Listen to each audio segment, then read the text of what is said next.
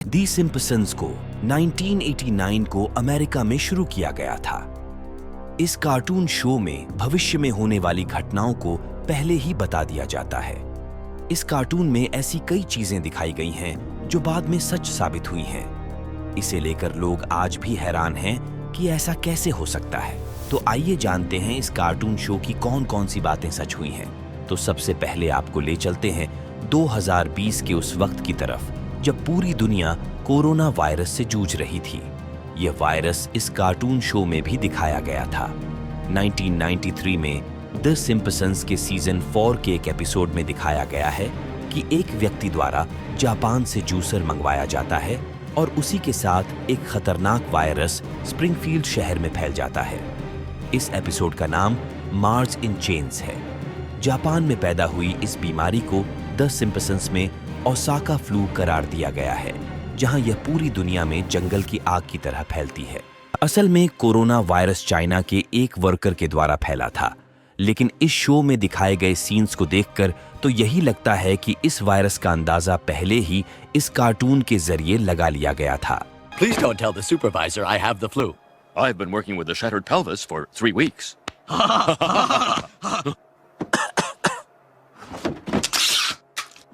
इसके साथ ही साल 2000 में सिम्पसन्स के सीजन 11 के episode 17 Bart to the future में दिखाया गया कि अमेरिका का राष्ट्रपति ट्रंप नाम का आदमी बन गया है। अगर आप इस कार्टून कैरेक्टर को देखें तो इसका हुलिया काफी ज्यादा ट्रंप से मिलता है। इस एपिसोड में ट्रंप नाम का राजनेता एक्सीलेटर से नीचे की ओर उतरता हुआ दिखाई देता है।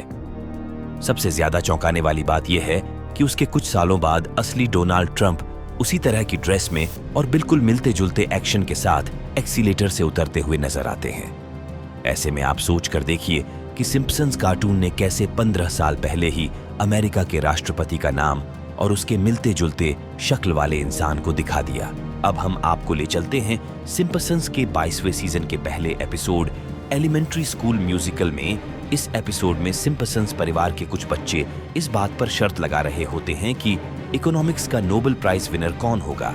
इस सीन के बीच में ही एक किरदार जिसका नाम मिलहाउस है, उसने बेंगट होल्मस्ट्रॉम के नोबेल प्राइज जीतने का दावा किया था। उसने अपने हाथ में एक पर्चा पकड़ा था जिसमें बेंगट होल्मस्ट्रॉम का नाम लिखा था। आपको ये बात जानकर हैरानी होगी कि ये एपिसोड साल 2010 में टीवी पर दिखाया गया था और बेंगट होल्मस्ट्रॉम ने साल 2016 में इकोनॉमिक्स का नोबेल प्राइज जीता था। हालांकि यह बात गौर करने लायक है कि इस बात का पता 6 साल पहले ही इस कार्टून शो ने कैसे लगा लिया था। अब हम चलते हैं साल 2008 में सिम्पसन्स के season 20 episode 4 horror on tree house में। इस एपिसोड में यह दिखाया जाता है कि सिम्पसन्स का मुख्य किरदार होमर बराक ओबामा के काम से बहुत ज्यादा खुश होता है। अगली बार भी उन्हें ही वोट देने के लिए वो वोटिंग मशीन पर बराक ओबामा के नाम पर क्लिक करता है, लेकिन वोटिंग मशीन खराब होती है और उसका वोट जॉन मकेन नाम के दूसरे राजनेता को चला जाता है। लेकिन चौंकाने वाली बात तो तब हुई जब 4 साल बाद यानी 2012 में यूनाइटेड स्टेट्स के राष्ट्रपति के चुनाव में भी एक व्यक्ति ने जब बराक ओबामा को वोट देने के लिए मशीन पर क्लिक किया तो उसका वोट दूसरे राजनेता मिट रोमनी को चला गया। इस एपिसोड को देखकर हम यह कह सकते हैं कि 4 साल बाद क्या होने वाला है, यह इस कार्टून शो ने पहले ही अंदाजा लगा लिया था। Electronic voting dealing. 1 vote for McCain. Thank you.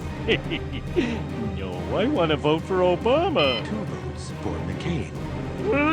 And it's time for a change. 3 votes for McCain. No, no, no. 6 votes for President McCain. Hey, I only meant one of those votes for McCain.